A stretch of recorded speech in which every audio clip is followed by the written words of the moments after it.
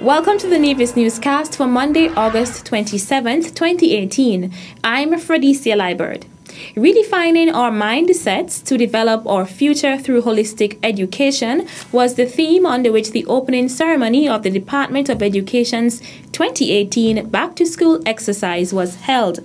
Junior Minister of Education, the Honorable Troy Liebert, in delivering remarks to the educators, says his ministry is committed to improving the working and learning conditions in each school. Over the coming school year, we will continue to see some changes. The ministry will continue its thrust towards implementation of the sector plan. We are committed to improving working and learning conditions. We will seek to introduce a program of proactive maintenance in our schools. And we will seek to implement this in the upcoming budget cycle. We will be proactive in addressing some of the major concerns expressed by our teachers.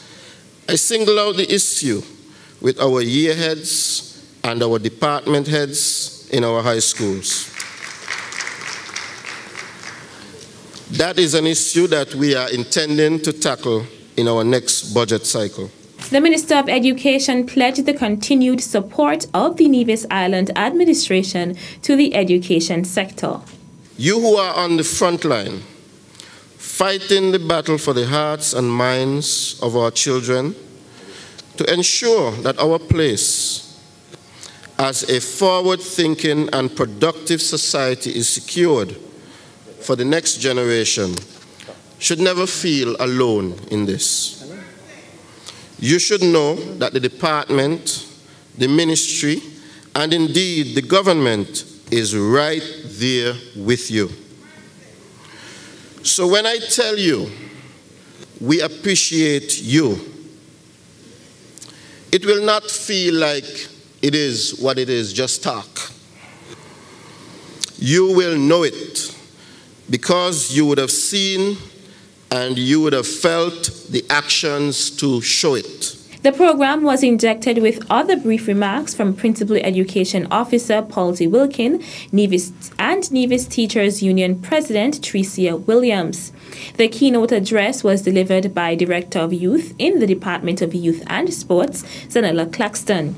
The 2018 back-to-school training sessions continue throughout the week with various workshops for teachers of all public and private schools on the island. Officers of the St. Kitts and Nevis Defence Force, SKNDF, are now empowered with policing powers effective Friday, August 24th, 2018. The Governor-General, His Excellency Sir S.W. Tapley Seaton, acted on the advice of the Cabinet to enhance the crime-fighting capabilities in the country by extending police powers to the Defence Force for a period of 6 months. The proclamation by the Governor-General to grant enhanced powers to the Defence Force is in accordance with Section 7 of the St. Christopher and Nevis Defence Force Act. Section 7.1 of the Act states the Governor-General may, acting in accordance with the advice of Cabinet, call out the Defence Force for service in aid of the civil powers for a period not exceeding 6 months, with their arms and ammunition where it is deemed that the resources of the civil powers need to be augmented. The recommendation to the Cabinet was made following a lengthy meeting between Prime Minister and Minister of National Security, the Honorable Dr. Timothy Harris, Cabinet Secretary Josephine Huggins, Permanent Secretaries Osmond Petty and Andrew Skerritt, and the High Command of the Royal St. Christopher and Nevis Police Force and Defence Force. During that meeting, Police Commissioner Ian Quealy and Defence Force Commander Lieutenant Colonel Anthony Comrie proposed that the government consider the initiative.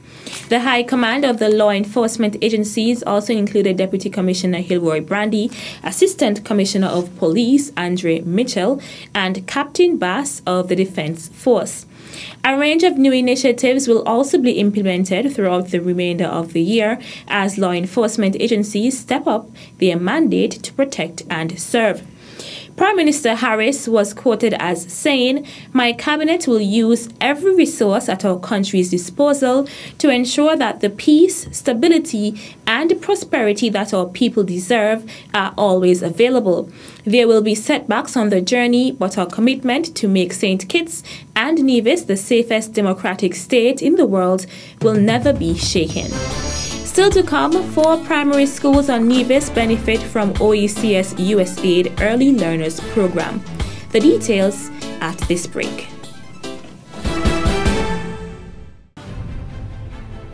It takes discipline, agility, endurance, perseverance, hard work, and dedication. How fit are you? Come, show your athletic ability. Get ready for the fittest of the fit competition. September 8th at the Fit Games Park Nevis. Challenge yourself to the ultimate obstacle course on Nevis. Individuals or teams of 4 may apply. Interested in participating? Register today by calling 869-66-GAMES. For everyone else, save the date. You don't want to miss it. How fit are you?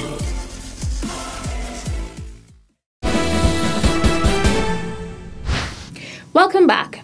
The Organization of Eastern Caribbean States, OECS, and the United States Agency for International Development, USAID, Early Learners Program has partnered with the Ministry and the Department of Education in the Nevis Island Administration to implement Phase 2 of the Early Learners Program.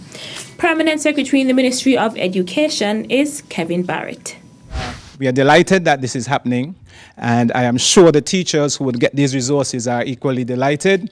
It will add on to your resources that you have in your classroom, and it also would add on to all of the things that you could do and try with your students.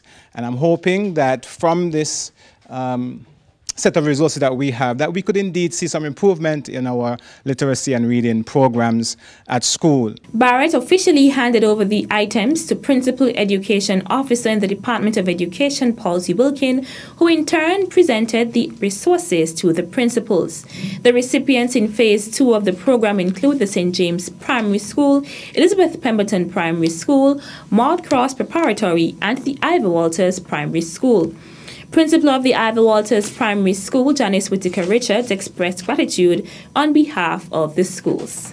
On behalf of the Ministry and Department of Education, the Early Learners Program team, and by extension the schools, students who would benefit from these resources, we want to say a very special and heartfelt thanks to the OECS USAID for donating to us these child-friendly, colorful resources. I can assure them that we are going to use these resources to build a stronger and firmer literacy, child-friendly foundation. The program targets children from kindergarten to grade 3 and was implemented last year with Phase 1. The schools that benefited from Phase 1 were the Nevis Academy, Joycing Library, Violet O. Jeffers Nichols, and Charlestown Primary Schools. A number of other principals and staff of the other schools, as well as education officials, were present at the handing over ceremony. The presentation took place at the Department of Education at Marion Heights late last week. The Department of Youth and Sports held a 5-week summer job attachment program, SJAP, for students in the higher grades as well as school leavers on the island. Upon completion of the program, a closing ceremony was held at the Jessop's Community Center, where a number of persons presented brief remarks, including Minister of Youth and Sports in the Nevis Island Administration, the Honorable Eric Evelyn, as well as Director of Youth, Zanella Claxton. During the ceremony, a few of the SJAP interns got the opportunity to speak about their experience. One of the interns, Devon Cornelius, was placed at the Department of Information. I was tasked with the responsibility to research the regional news. I also did local stories. I attended interviews and meetings and forums, and I say again, it was a great experience. It was so good that I didn't want to leave. I said to the summer job attachment interns that appreciate this program and encourage others to be a part of the program because it is a great program.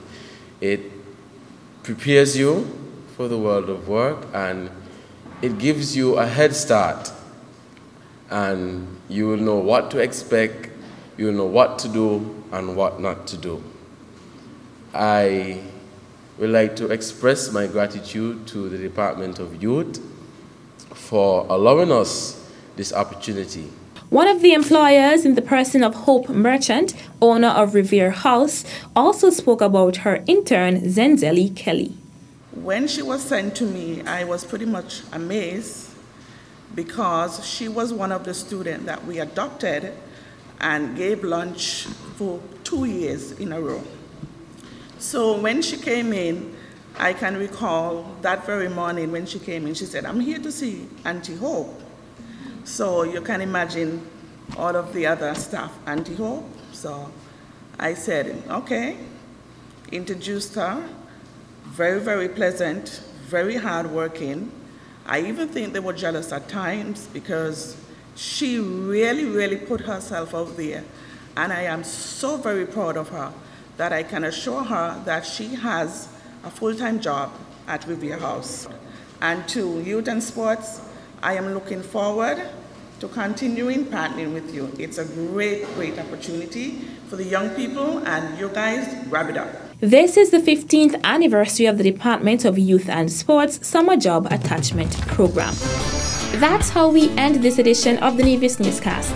On behalf of all of us here at the Department of Information, I'm Fredicia Liburd. Thank you for viewing.